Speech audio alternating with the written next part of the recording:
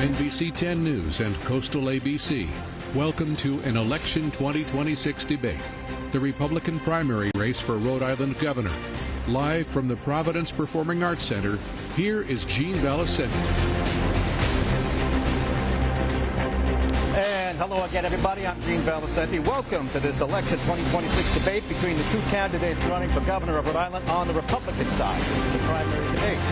We're coming to you from the Providence Performing Arts Center lobby. No expense spared, and it's front line stand-ins. We put them by the exits in case anybody wants a bailout, too. Just thinking ahead. Welcome in to you. We're here for the next hour. The primary is just 4 weeks away, with early voting beginning 1 week from today. We want this forum to help you make up your mind in the end, whichever way you plan to vote. Aaron Guckian is candidate. He is an executive who has served as an aide to Governor Don Carcieri. He was the Republican Lieutenant Governor nominee 4 years ago. Aaron, welcome in. Next to you is Elaine Pelino, a former entertainer, producer, magazine publisher, making her first run for public office. Welcome to you, Elaine. The format is simple now. For some of our segments, I'll pose a question, and each candidate will have up to a minute to respond, followed by some shared discussion times. That's when they can go back and forth. Remember, it's a debate, not an interview. We don't want any filibustering, though we want vigorous exchanges and complete answers if we can. At some point, we'll switch to a lightning round a little later in the broadcast, and we'll hit them tick by tick by tick. All right. Our producers are in the back keeping time. We'll do our best, but it's largely up to the candidates to kind of be mindful whether they're falling behind or jumping ahead, and we'll do our best. All right, let's begin with the news of the day. By the way, in order of the draw, Elaine Pelino, you get the first question. News of the day, the governor just nominated Judge Matos to be the next Supreme Court judge. Surprised some people are not going with Speaker Shekarchi. Elaine, was that the right choice, and was it wrong of Speaker Shekarchi to seek that office? Well, good for Judge Matos, because first of all, I just want to ask something real quick to Aaron.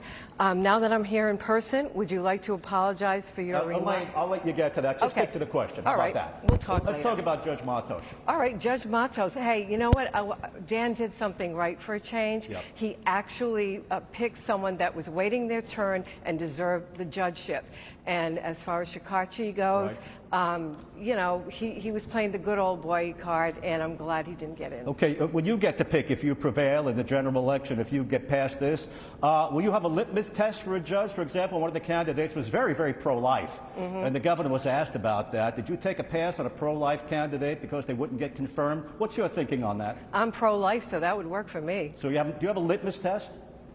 Litmus test, as long as they have good moral character, you know, and they wait their turn. Would pro-choice preclude someone from your consideration, being pro-choice? You know what? I'm a constitutional conservative and a Christian, so I would probably say no. Okay, that's about a minute. Aaron Guckian, let's go to you. Same order of questioning. Judge Matos gets the nod. What do you think of Judge Matos, and was it wrong for Shekarchi to seek the seat to begin with?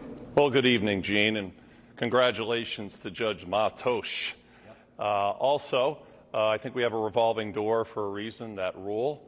We've had a couple judges that have been able to figure it out in regards to, finding a loophole in the process. I think the legislature needs to really kind of fix that loophole so we don't have these questions in the future. In regards to Speaker Shekarchi, he put his name in, he was vetted, and he didn't get it this time. So, but anyway, congratulations to Judge Matos. And I really encourage the legislature to try to fix this loophole. All right. Do you think Judge McKee had a litmus, Governor McKee had a litmus test? There was a pro-choice, a pro-life candidate, Judge DeAmber, very strongly pro-life. Do you think he skipped there for that? And would you have a litmus test?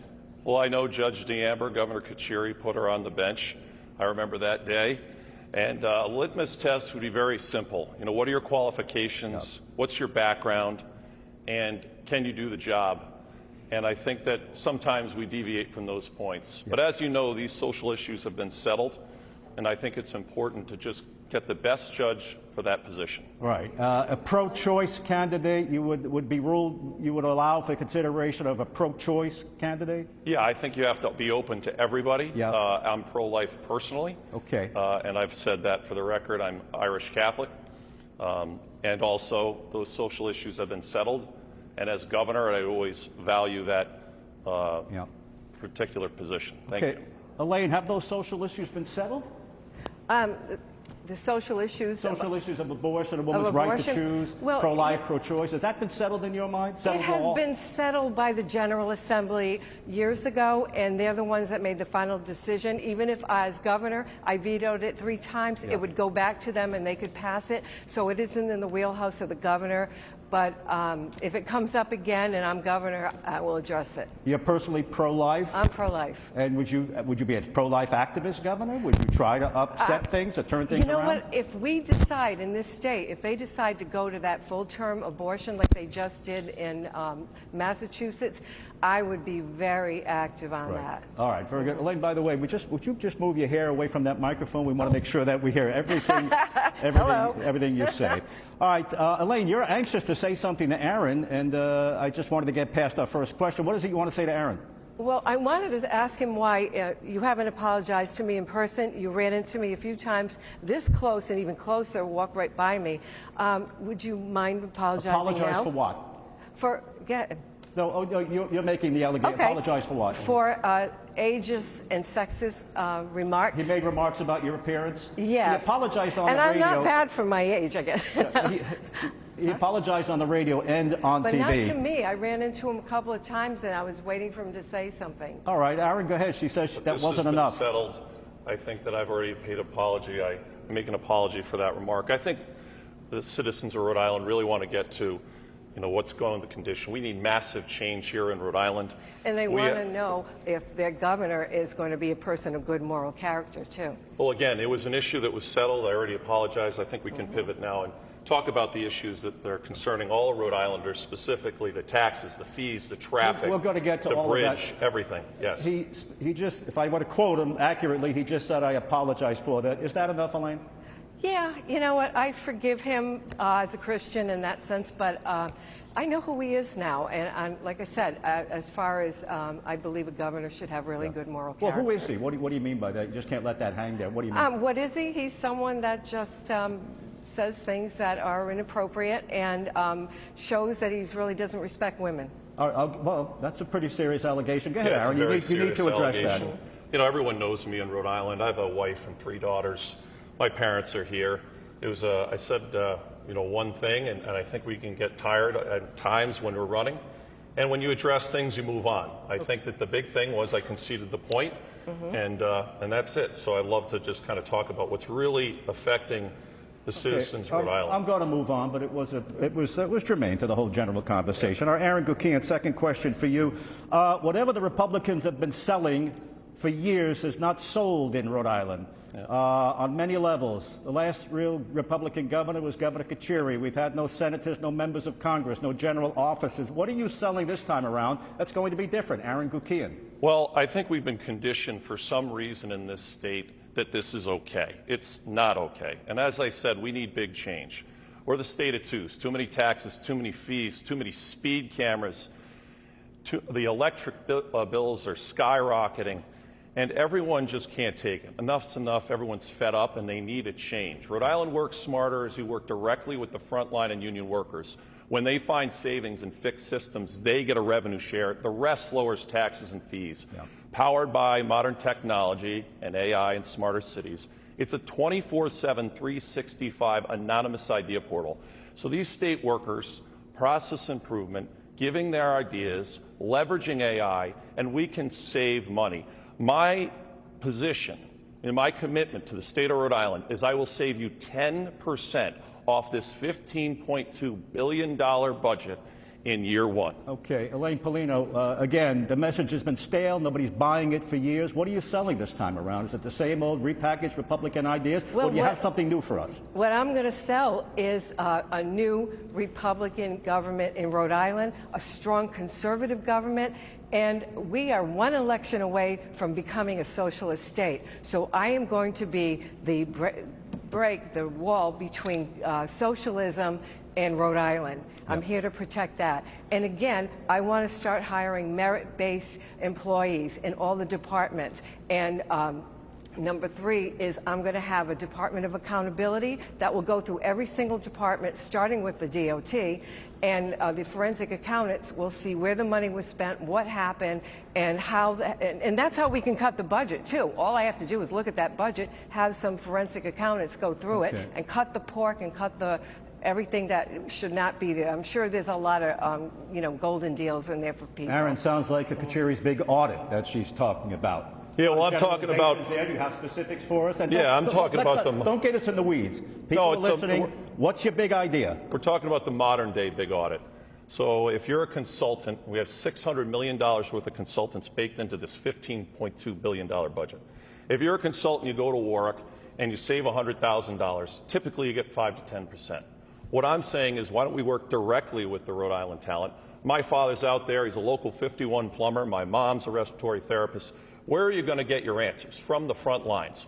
Why are we not asking the people, the teachers, the nurses, the doctors, have them come and don't tell me what you can't do, tell me what you can do. And it's amazing what's going on right now at these smarter cities. We're a city-state, we're 1 million people. We can save a ton of money, and then we can start pivoting to the future. All right, so you want to give me your specifics again? Go ahead. Yeah, recap it and give me a specific. Your big idea is? Yeah, so Rhode Island works smarter. You work directly with the frontline and union workers. Yep. When they find savings and fix systems, they get a revenue share, they get rewarded.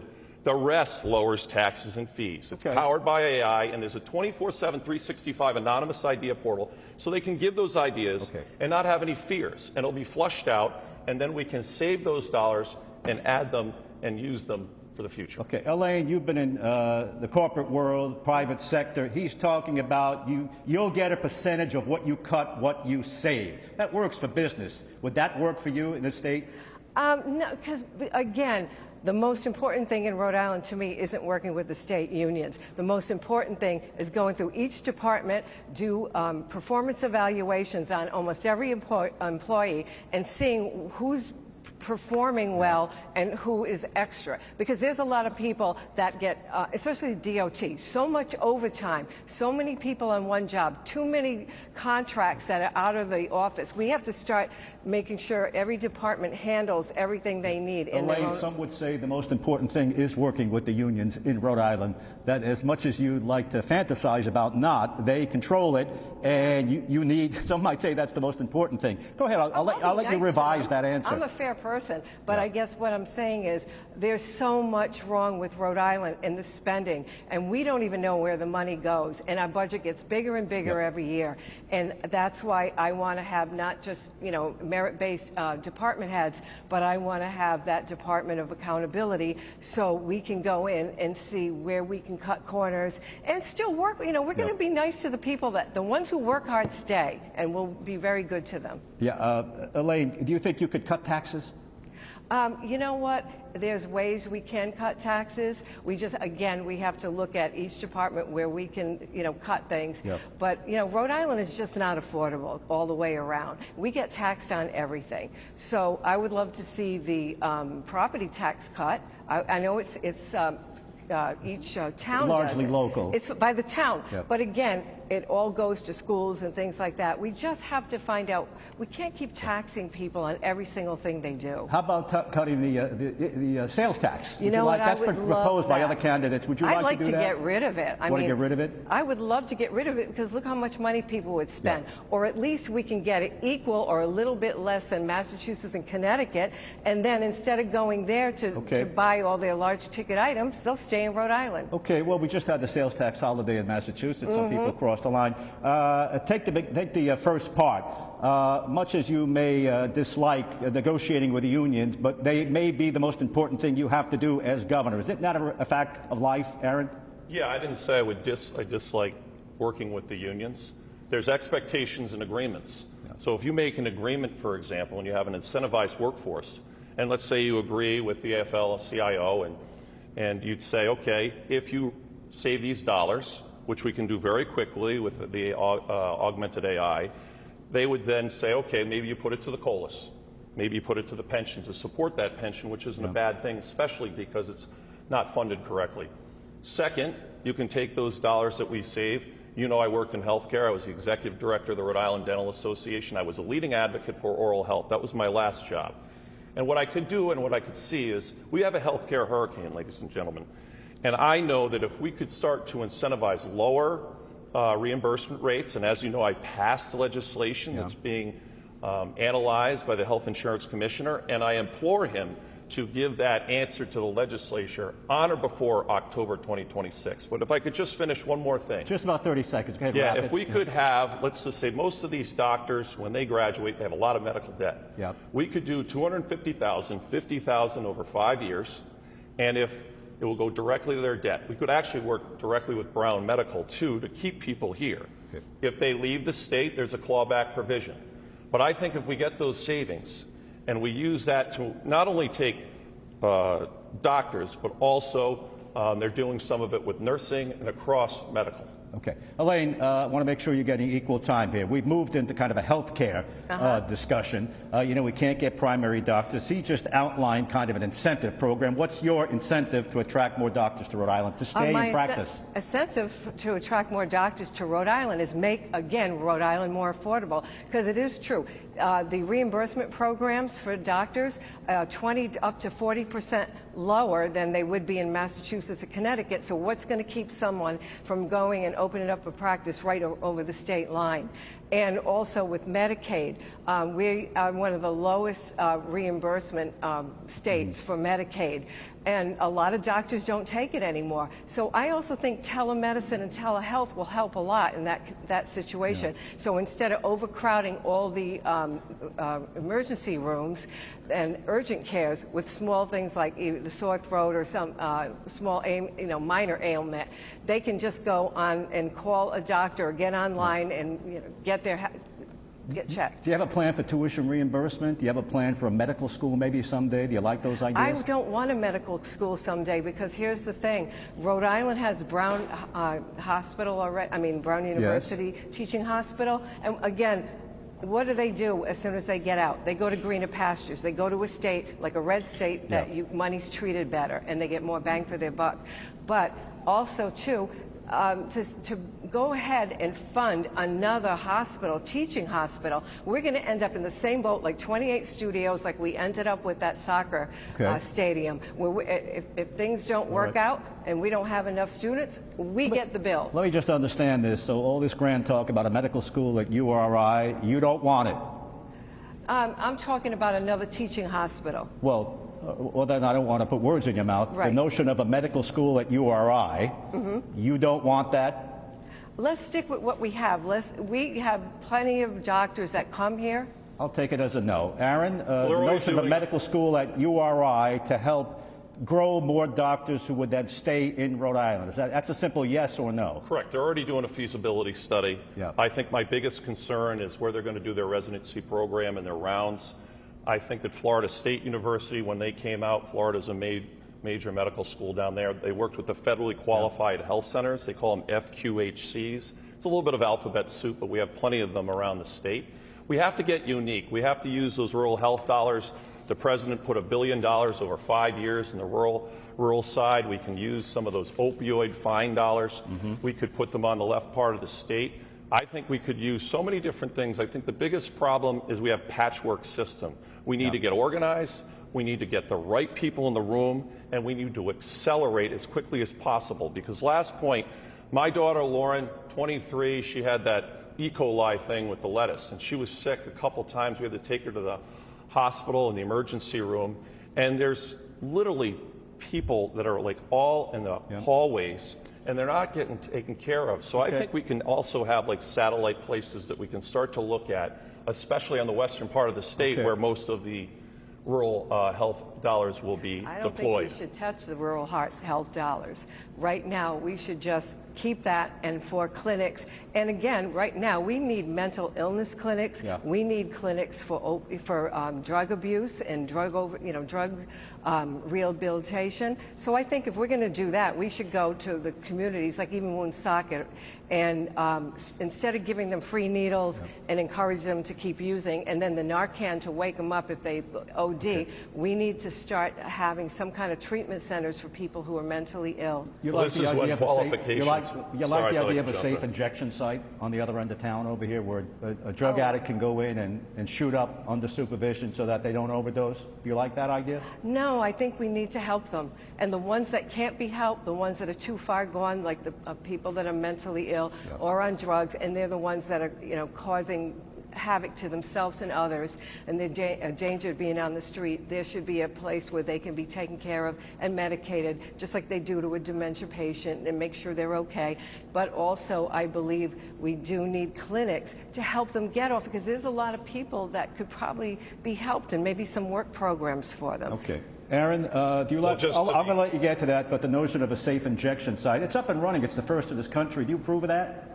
Well, let me just answer one question. It's just to be clear, $156 million have been allocated from the rural health dollars. It's over 5 years, so you have to deploy those dollars. And that's important that you're following, the federal government and what they're doing, especially in conjunction with state government. In regards to safe injection sites, I'm 10 years sober. I think that there's a lot of different ways of... What does that mean? I haven't had a drink in 10 years. Did you have a problem prior to that? Well, yes, and I think it's so important that people seek the help that they can. And right now, I don't believe that the people that need it the most are getting it. Now, safe injection sites, I don't know if I think that might be an enabler. I think the best thing would be to try to get a satellite that we could use in regards to get these savings and the rural health and the opioid dollars. You could use like those Walgreens and have satellites. Take a little of the pressure off these emergency rooms. Again, pilot programs. But the dollars are there. And I think the most important thing I want to tell the state of Rhode Island is, if you have a Republican governor, that governor can talk to the president. And we haven't had that in a long time since my governor and, of course, Senator Chafee. We are one-sided. And the president is going to be the president. And so it's important that we negotiate with the president, we talk to the president, especially in the same party. Okay, go ahead, Elaine. No. What did you want to say? Are you MAGA? Because I never heard you, I know you voted for him 3 times, but I never heard you really talk about Donald Trump and all his policies. I'm 100% MAGA. So again, anything we can work with to open up the money and communications to the federal government, whether it's from Donald Trump or any other department, we need to do that. Okay, so you just said you're 100% MAGA. Yes. Wear the hat, you're with them 100%. Yeah, I almost wore it tonight, but you're not afraid of saying that. No matter who you might offend in Rhode Island, you're good with it. I didn't want to mess my hair tonight. Okay. No. What is Aaron is not 100% MAGA? He's not MAGA enough? No. No. Expand upon that a little bit. What do you mean by that? Because he flip-flops. It depends on the room he's in, where he thinks, if people are more, not a Donald Trumper. Most Republicans in Rhode Island have been far from MAGA. Most of them have been centrists, the Chafees, and on and on. They're Republican when they have to, but they're largely centrist. So doesn't that play better in Rhode Island than a MAGA? You know what does MAGA mean? It makes Make America Great Again, which is something that we need to do. And also, he's a brilliant businessman. If he runs the federal government like a well-oiled business machine, if Rhode Island was governed like that, which I would love to do, and follow in his footsteps and any programs that he has for us, I'd be proud to say I'm MAGA. You know what that means. MAGA means you're dyed in the wool, you're with him. You wear the hat, you believe in him. You're MAGA. It's become a noun. You're MAGA. Right? Well, whatever you want to call it. It basically means I believe in our president. I love his, domestic policies here, and I love how he runs the country like a well-oiled business machine. Okay, Aaron, you're not MAGA enough. Yeah, I think you're going to pick up the phone and call him. She says, "I'll get him on the phone faster than you." I guess so. Maybe she has those connections. But bottom line is, I am the endorsed Republican, and I'm very proud of that. And I won that a few weeks ago, and once you get that, then you get the momentum. I'm a Rhode Island Republican, and I'm concerned about Rhode Island. In regards to the president, I'm a Republican. I will work with the party. I'll work with the president. In addition, we've had so many Republican governors here, Governor Kucheri, Governor Almond, great mentors. They all, hit bumps in the road. In addition, Governor Baker, and so many New England Republicans. And I think it's really important that we look at who's going to win in November, who has the qualifications, who's done this before. As you know, I won day of last time and lost on the ballots 75% to 25%. That was Lieutenant Governor running against Sabina Matos. That's not true. Listen, you need to get your facts You forgot correct. Senator Chafee, again, another centrist Republican. You want to tell Elaine maybe those kind of Republicans work better than MAGA Republicans? And is that the kind you're going to be, a more of a centrist Rhode Island, New England Republican? Yeah, I think that the bottom line is this. We have a Republican primary, and it's going to be very important, and I really need your vote. It's September 9th, and early voting starts Aaron, August save it 20th. for the closing statements. We got a ways to go. Yeah, save it for the closing. Elaine, back to you. We were talking about a safe injection. It leads us nicely to the homeless issue, because many homeless are addicted to drugs, and some say that's the root cause, not a lack of affordable housing. What do you believe to be the root cause of homelessness, and what will you do to solve it, or at least make it better? Solving it is impossible. Make it better. The root cause of most homelessness, there's like two. There's a third one, but that's not that that many. But it is mental illness and it's drug abuse. So if we can start having programs again, I know Butler has an outpatient for people that using drugs or they overdose or try to commit suicide. But we need to have inpatient facilities where people can go, and like I said, if they're in a position where they're dangerous to themselves and other people and to the public, then they should be institutionalized, but in a good way with them, taken care of. But anybody else, they just need to have a clinic or someplace where they can go clean up, and then maybe even have some vocational programs to help Don't we them. have that, Elaine? Don't we have clinics and but residential treatment it must centers? not What we be don't working have because are they're day shelters. We don't have day shelters. We have shelter room, but they kick them out at 9 o'clock, maybe 8 o'clock, and you spend the day in the library. Well, that's what I'm saying. There should be a place where they can stay overnight and get treatment and maybe stay there 30 to 60 days and see what happens. But also, the other thing is some people are just down in their luck temporarily. So we should, again, if that's where they are and they're looking just for day shelters to stay someplace, and they'll go sleep in their car, there should be programs where we can help them get back on their feet. Maybe little group homes of a few men and women that could work and be put back into society. Aaron, root cause of homelessness and your plan to make it better. Well, I think we need a public-private partnership, and that's why Rhode Island works smarter. When you get those savings, you can start to allocate it. On the other side, they just keep talking about taxing, and they don't save. And I know that people right now are crushed, and when you're in it, you can't see it. I know people working 2, 3 jobs, and what happens is you start to drink at it. You start to smoke at it. You start to gamble at it. And what I think is we could have is a veterans village. We could have modular homes because of the $76 billion procurement that's going down an electric boat. Modular homes, pallet structures, wraparound services to support veterans and National Guard that need to work. And I think we could do that with labor. I think we could do that with teachers and possibly nurses. I think we could do a Patriots Village. There was something called the Turnkey Program that LBJ, again, if you listen, please, I didn't interrupt you, thank you. President Johnson had a turnkey program that traveled with Richard Nixon, and it gave private developers a straight shot on how to do Section 8. We could do the same thing in regards to the southwestern part of the state. We'd have to work with the towns. It would be a crawl, walk, run process.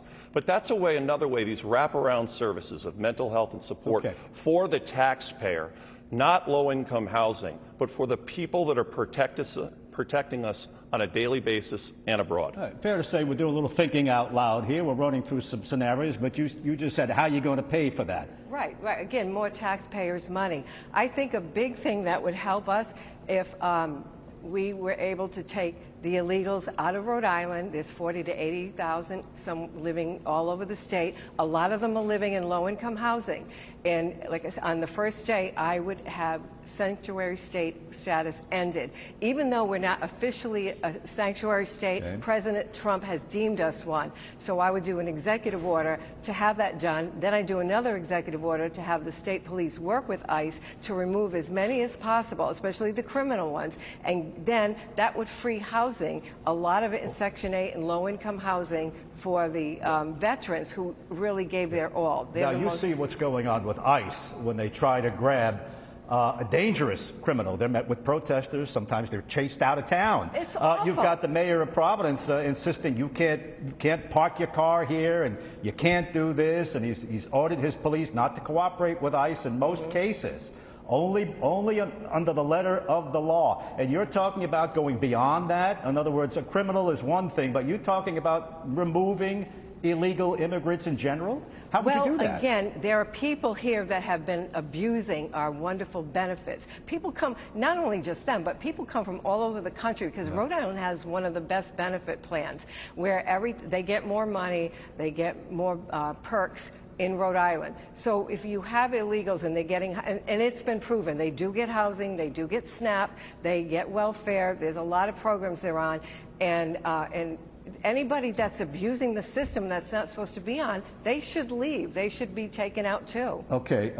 Again, it takes away from seniors, it takes away from veterans. The Democrats will dispute that list that you gave, but it's your debate. I'll let it stay. I'm not going to fact check every item there. But again, in general, you would have a movement to remove illegal immigrants from Rhode Island. Yes. Am I understanding this? Yes, and the state police still would have... And the state police would be involved? Well, yeah, because that's who the governor can work with the state police. I can't do anything about the town police. That's up to the mayors of the towns. Yeah.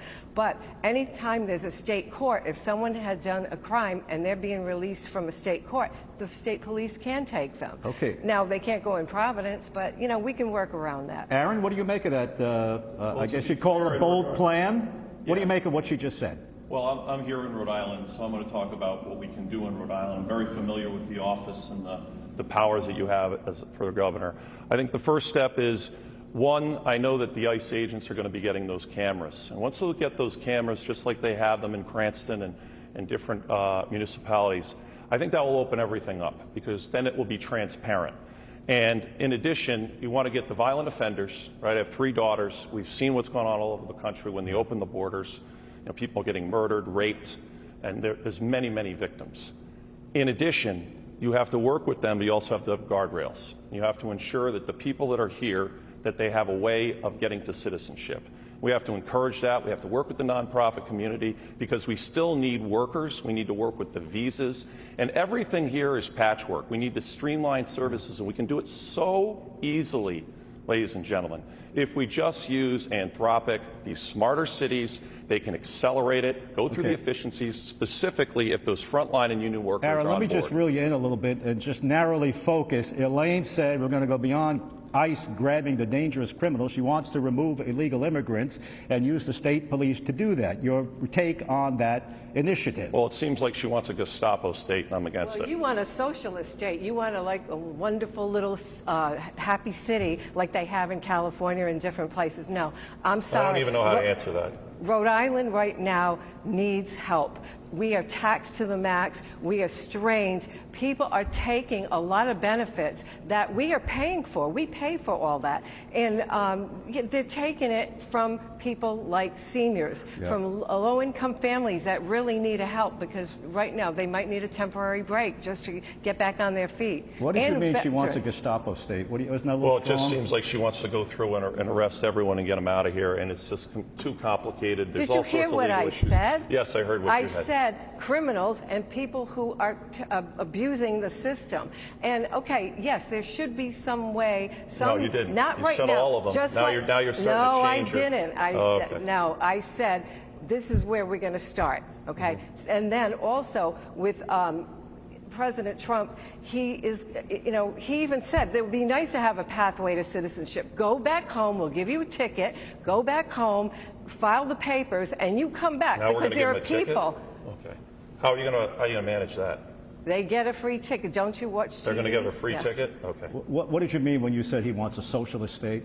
Because it sounds like these smart cities is, well, have little pods here, and little pods there, a little pod for this group, a little pod for that group. No, Rhode Island wants to be a capitalist, free enterprise state, or at least I know a lot of Republicans want that. We want a chance to buy a home, afford a home, buy the car we want, and not have all these crazy green energy mandates on it. I want to keep the combustion and A couple of interesting items you both have just kind of led us to. Future cities, some would say it's here. I just came up the service road, red light camera caught me. I don't know if I passed a flock cam. I probably did. What's your take on flock cam, license plate readers, red light cameras, school bus cams, and everything else we have in Providence? You want to take them out? You know what? Here's the thing right now. It basically does go after some of our amendment rights. And we have like the 4th Amendment, the 14th Amendment. There's certain issues that those cameras are affecting our rights. But no, at this time, I don't like them. I don't want them. However, they do have a good purpose, because if we can meet with the police or meet with the officials and start to figure out what we can do and who's monitoring it, because it does catch criminals. So now the way it is, no, I don't like them. But if they can work it where it's more, it's not Gestapo, then we can keep them. You're going to live with them. You're not crazy about them, but you'll live with them. Aaron, go ahead. Your take on that. Then we're going to move to affordable housing. Go ahead. Your take on the flock cameras and the surveillance state. Well, we have so much government creep right now. Sometimes I think it's the Truman Show. We have these flock cameras where I think if we work with law enforcement, we definitely have to lower these. It's very concerning, but there are times that you need them in certain strategic spots. I think I call it taxation by citation in regards to these speed cameras and red light cameras. It's like the government ATM. I think if we work with the cities and towns, in North Kingstown they're on from 7 in the morning to 6 at night. I think you could have a speed bump. You could put spray paint, just like they do in Europe, 30 miles an hour, because what happens is when you're going from town to town, you don't know what the speed limit is. And people are getting hit constantly, and then they talk about schools. It could be on for an hour before, an hour and after.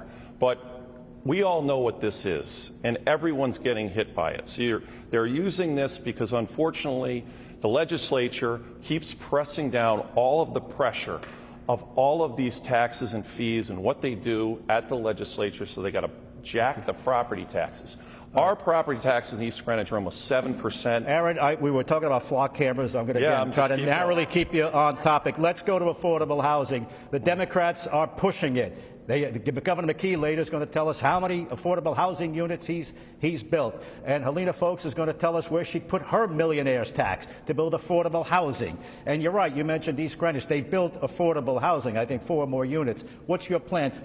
Is it your place as the governor to push for affordable housing, or let the market determine it?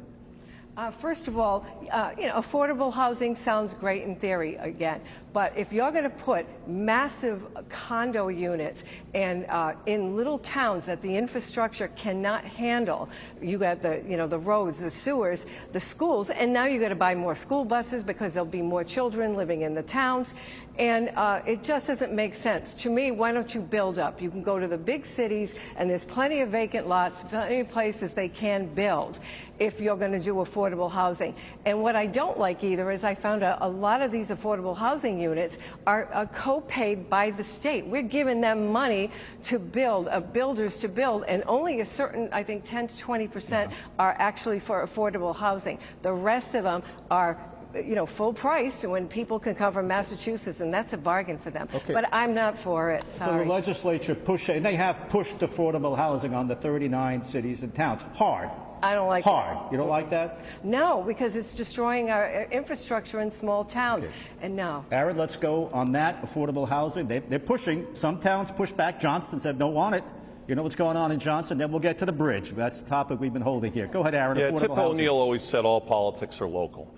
And I think that a lot of the cities and towns have felt like they've been pushed around, and now they've pushed back.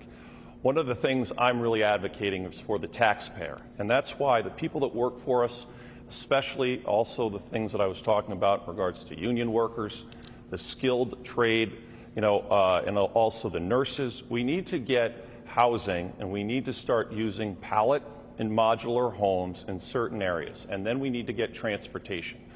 We are going to have such an expansion of jobs, and if we don't have some sort of support system, and we don't work with the building trades and all of the people that, like the engineers, and we don't have a pipeline for all of that, we won't take advantage of our most strategic asset, which is Quonset Point. Okay, Aaron, but on affordable housing, the Democrats under this particular legislature with this governor have been pushing that like crazy. Yeah, they've gone way too far. They need to negotiate and work with all of the cities and towns because it's gone too fast. Okay. There's a farm in my town, East Greenwich, where they just gone fast. It's too fast, and then they haven't been able to go through it. They have to go through the process, much like that sludge plant in North Kingstown. They have to go through the process. I was the former chairman of the Warwick Sewer Authority. I was on that board for 10 years. Talk about experience. And it was $1 billion asset. Okay. So I went through these processes with all of developers, and it's so Aaron, important. I just want to remind you, if you could just narrowly focus on the topic. We're going to try to get as much as we can. Let's go to the bridge. Okay. Let's go to the bridge. All right, there's pre-bridge, before the emergency, and post-bridge. Now, pre-bridge, the governor's going to tell you, we hired inspectors, we hired companies, they failed us, like a doctor would fail you, and we're going to sue them for malpractice. Is that the narrative? Do you believe that? Oh, I believe it. Here's the thing. Think about it. Some young people that were engineers just happened to be going down the bottom of the bridge and they saw it falling apart. Now, how come all these inspectors from the past, 10, 15 years didn't see it crumbling, as other bridges are too? All I know is there was no day of reckoning for Alviti. And I'm saying, when I'm governor, I hope he's in the witness protection program right now, because what I would do is I would have him call back and I would have an investigation again into him by my Department of Accountability. Let me just follow this. That's quite a charge. Yeah, well, guess what? It's quite a mess he made. Just because he made a mess, you're talking about the witness protection program. It's a joke. Do you know what a joke is? That's why it's a joke. That didn't sound like a joke. That sounded like you were... No, I said he better be in a witness protection program so I don't find him and tell him to come back. You can't joke as governor. You start saying those types of things, you get into trouble, and you get sued. Oh, Aaron, grow up. Well, that's offensive to me that you just said grow up. And by the way, I'm offended. I'm sorry. Forgive me. But seriously? It's unfortunate. Oh, honey. I mean, Aaron. Now you're calling me honey. Wow. I do that for everybody. But seriously, it was a joke. And not... Let me just refocus. You just agreed with the narrative that the inspectors and construction companies failed DOT. You said that's true. Why did the young person so late find the broken pins? But then you want to put Alviti in witness protection. No, doesn't that apply to him? Okay. Again, there was my joke. No, I'm not offended by it, but I'm just using your own words. No, I didn't say he's going to. I said if he's in it, I can't find him. You sort of bought the narrative that it wasn't the state's fault. They hired inspectors and construction companies that failed them. Alviti is the state failed him. Why do you want to pin it on him? Why? No, I said if he's in one already, I won't be able to find him. But if I can find him, I'd like to bring him back and talk to him. But the thing is, we need to start having more in-house construction instead of hiring all these different companies That's different. and doing In-house inspections, then. That's completely different. By the way, the DOT doesn't build anything. We hire builders. You would change that model? I would. And when you're in the DOT, again, merit-based hiring, I would try to keep as many people in-house to do the jobs. Okay, I just want to understand this. I just want to be clear. The DOT doesn't build bridges. The DOT hires companies that build bridges. It's essentially, we sign the paperwork. We don't have bridge builders in the DOT. Would you change that? Would you actually have the DOT do construction? That'd be a different model than we work on there. Well, you know what? That might be something to look into, because maybe that would save the taxpayers money, and it won't be as expensive as hiring out-of-state contractors. Just want to be sure we understand this. Let's go to the pre-emergency. The narrative is the inspectors, the construction companies we hired failed us like a doctor would fail you. The governor said, I'm suing them for malpractice. Do you buy into that narrative? And then we'll get to post-emergency. Yes, you got to use the full weight of the governor's office. There was a mess. It's been a long time coming. And there's big problems. But when you have a problem like this, you identify it, you do full transparency, you work with lawyers to try to recoup as much money as you possibly can, you work directly with the president to see what he can do. In addition, you work with the team as quickly as possible to identify it, the engineers and the construction trades, to try to figure out how we can expedite this. In addition, my friend Buddy Croft, he was a Turnpike Bridge Authority. He is retired. You bring back talent, the Rhode Island talent that can maybe help us, and you lean into the talent. We have got to get our roads and bridges moving faster, and we all know that the whole state's under construction. Okay. I think communication is the most important thing. This is going to take some time, but I don't think there's enough updates with the right people and the right experts saying, I would have a weekly press conference saying, here we are. This is what we're doing. Progress, not perfection. And I think with 18, 24 months, we can figure this out. Just to recap, the narrative, the inspectors failed us. Governor McKee is suing them for malpractice. You agree with that? Yeah, we have to use... Listen, do you agree with that narrative? Yeah, I think that you have to use every single power. Do we have to go after everyone that has done us wrong? Okay. Post-emergency, okay? Now the reconstruction, the tearing down. Elaine, did you think that bridge had to be torn down? Or do you think it could have been saved? And are you satisfied with the progress we're making now in beginning to rebuild the replacement? Well, since I'm not an engineer, I couldn't give you those specifics. But if it needed to be torn down, that's what needed to be done. But it needs to be built as quickly as possible. And the governor's timetable is not fast enough for you? I think he just outlined that yesterday. Pardon? The governor's no. Again, other states, a bridge can fall into the water, and within a few months even, it's back up. Here, it takes years and years for them to put up a few I have pillars. to be fair to the governor. Could you show me an incident where that's happened? Because the one in Maryland is not a valid it's not a valid example anymore. It's going to take years to put that. Ours will be up before that one's up. Do you have? Can you point out? Well, this is done faster here. In Louisiana, in Florida, they have a lot of that where there's small bridges, or because they're over a lot of water along waterways, and a piece will fall in, and they'll have that built up in a few months because people need to. It's a main highway; they need it all the time. Okay, Aaron, apples and oranges, and post-emergency, your take on how McKee went out for bid and the building so far. Well, I think the bid process was wrong. Obviously, there was only one person. I don't think anyone bid on it. First time around, no bids. First time around, so that was a failure. But he addressed that. You can see the point. Now we need to move on. I think when you have a situation like this, you don't want to keep talking about what the problems are. You need to get to the solution. And I would work with the trades like Armin Sabatoni, Michael Sabatoni, Dan Bianco, Local 51. You bring them together, but also as governor, I should say, and also, you can work with the president as a Republican, and you can say, Mr. President, we need help. Can you get the Army Corps of our Engineers here? Can you get us some more grants? How can you facilitate and help this? Because if we can't figure this out, right, our commerce is going to go down, and specifically, again, Quonset Point, it's so important that we are able to move, and right now we're almost like 2 states. Yeah. Okay. Staying on transportation, truck tolls are about to go up again. They were up, they took them down, we went to court, we prevailed, they're going up again. Elaine Pelino, would you bring truck tolls back?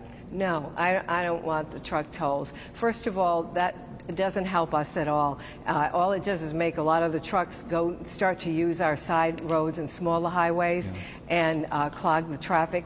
And second of all, it's just, no, there's other ways we can make money. That's what we need to do, sit down and find out where are good places that we can, gain money for the taxes. I think that's been largely dispelled. The trucks are not diverting. You may have one every now and then. Well, they go by my house a lot now. The DOT will say there hasn't been the diversion that was promised. But you don't want truck tolls. And if they said, well, how are you going to come up with that $40 million? No, it's not fair to small Rhode Island businesses that have a smaller truck or a box truck where they have to make several deliveries a day, and every time they go by there, they're getting taxed.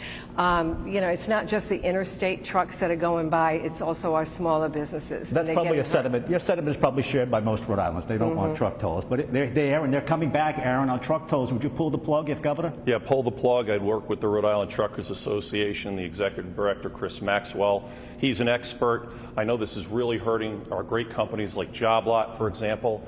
And if we keep doing this, right, they could move out of here, much like Hasbro. So there's a major concern here. In regards to saving these dollars, we're trying to, first, I would talk to, again, the federal government. And then second, I would talk about, again, Rhode Island works smarter. We're $15.2 billion. Massachusetts spends $10 billion per million. They've got a budget of $70 billion for 7 million people. If they're at $10 billion, New Hampshire's at $8 billion, 1 million people, and Delaware's at 7, we could easily trim off $500 million, well, at least $1 billion off of this bloated bloated budget. We're getting close to closing statements. Now, this leads us into the area of how you would govern as a Republican dealing with an overwhelmingly Democrat legislature. Let's say that you want to get rid of the truck tolls, and the Speaker and the Senate President say no. And we're counting on that money. No. What would you do? Again, I would, work with the truckers' unions, and I would work with everybody I need to talk to and see what we can do. I would try to talk to the Speaker of the House and all, the people involved. But the main thing is, if I can't change it or fix it, what I can do is I can actually podcast at night by my, and expose what they're doing and let them know that the Democrats are the ones that are ruining the state and causing all the problems with the taxes, and we need to make them accountable and vote them out next time. Well, to get what you want, generally a Republican governor would have to be very adept at horse trading. Appointments, you run the departments. Are you willing to go down that game and play hardball with the legislature? I want what I want. Yeah, I will. Look, you know more about that. Kachiri had to do that when he was in. He was a Republican governor and a Democrat legislature. If you want to get rid of the truck tolls and the Speaker says no and the Senate President says no, what are you going to do? Well, first of all, I was eyewitness of power, and those 8 years gave me great experience. You can't teach experience. As a wife's driver. Oh, Mrs. Kachiri passed away, and I'm sorry. Yeah, so again, you offended me, but that's okay. You want a fact check? You want a fact checker? Yeah. Mrs. Kachiri, first of all, I was a special assistant. I liaised with the federal government. I did all the day-to-day with Maura Sedlock, who was a scheduler, and the speechwriter. So I know all of the different departments. You constantly had to communicate with the colonel and the adjutant general, who's the head of the National Guard. So the bottom line is, ladies and gentlemen, I know this office. And so when you have to make that transition, it's not new to me. So that's very, very important. That's why none of the people that worked for him support you. In fact, one woman who is now the chief of staff for the General Assembly said that, and she made it public, that you basically took credit for all her work. Well, are you suggesting that Aaron has inflated his resume, that he was more of a driver than an assistant to the governor? Well, he was an assistant, and yeah, it is. So all what I it said is. was I was a special assistant, director of advance.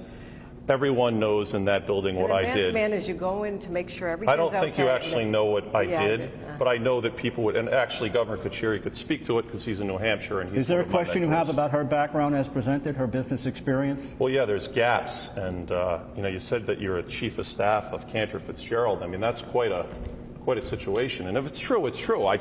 She didn't communicate it to the Providence Journal. I still what are you have showing? my badge. Is that your badge for Cantor Fitzgerald? Just because you have a badge for Cantor Fitzgerald doesn't mean you're the chief of staff. No, because I was the Like, only, I could have a badge and I could be, and this is no disrespect, you could put it be this anyone way, that's there were working. only 5 people on the whole floor. It was Mr. Cantor, the treasurer, and a couple of vice presidents, and me. So I was the staff. So I'm You're the the one staff, but not the chief of staff. And when you start using those words and you can't prove them on your resume, people think of that as chief of staff of Cantor Fitzgerald.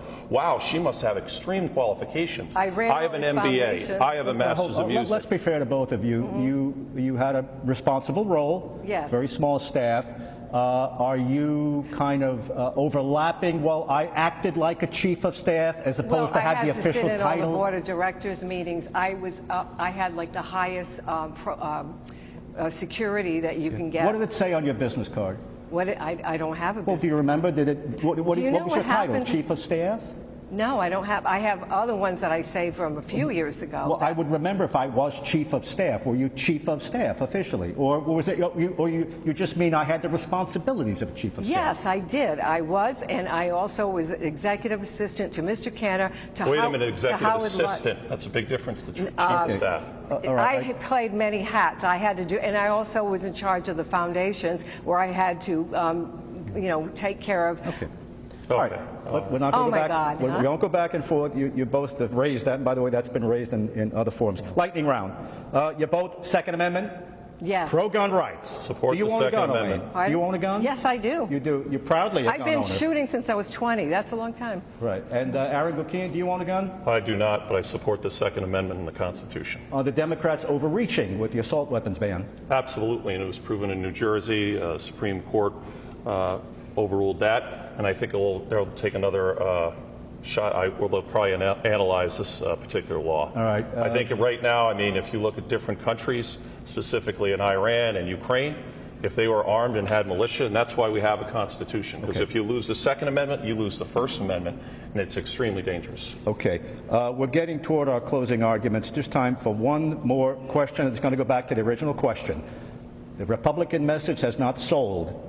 Why do you think it'll sell this time? Take 30 seconds and we're going to go to closings. Elaine Pelino, why do you think you're going to sell it this time? I think we're going to sell it this time because we are one election away from socialism.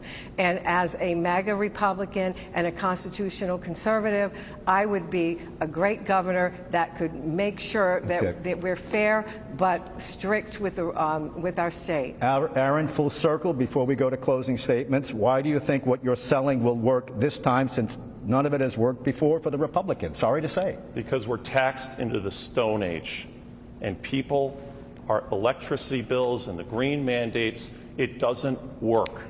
And we can't even attract business. We just lost Hasbro. And the bottom line, ladies and gentlemen, is we need big change, big ideas, and that's Aaron Guckian for governor. Let's go to closing statements. Elaine, you'll address your camera. 1 minute. Okay. I just want to say, this just comes down to right now what's really going on in Rhode Island.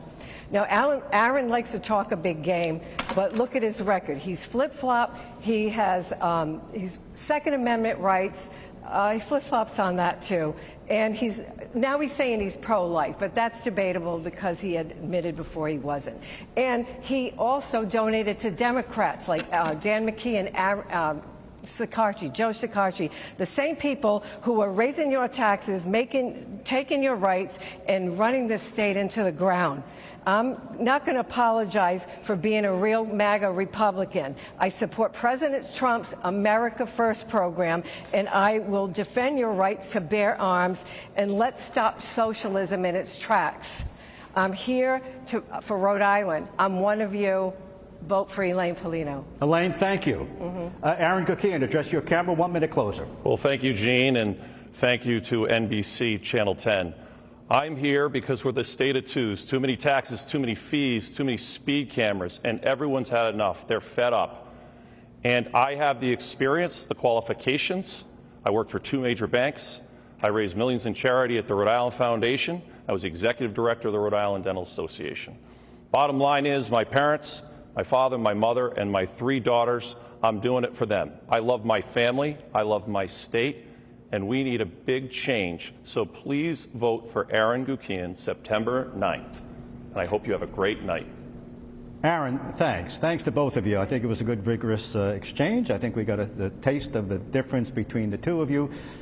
And I'm glad you're shaking hands at the end. And good luck to both of you. May the best Republican primary candidate win in the eyes of the voters. Thank you.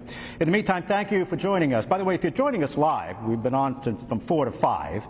The Democrats are coming up 7 o'clock tonight. Again, if you're joining us day of. If you're watching the Labor Day repeats, the Republicans will be rebroadcast 7 p.m. in prime time on Labor Day, and the Democrats will go earlier in an effort to be fair and balanced. That brings us to the close of this debate between the Republican Party candidates for governor of Rhode Island, Aaron Guckian and Elaine Pelino. Our thanks to both of you for coming in. We appreciate it. And our thanks to the Providence Performing Arts Center for accommodating us. I think it was a different venue, and I think it worked out just fine. We invite all of you once again to watch our Democratic candidate debate coming up at 7 o'clock. Again, if you're watching us live today, at 7 o'clock tonight with Helena Folks and Governor McKee. That should be hopefully as equal a vigorous exchange between the two of them. If you're watching on Labor Day, the time was flipped. Republicans are coming up at 7 o'clock. The Democrats are going a little early. In the meantime, that's going to do it for us. From downtown Providence, I'm Gene Valicenti. Thanks for joining us, and we'll see you on all of our newscasts for a recap of the debate action today. Have a good rest of your day from PPAC, the Providence Performing Arts Center. Thank you.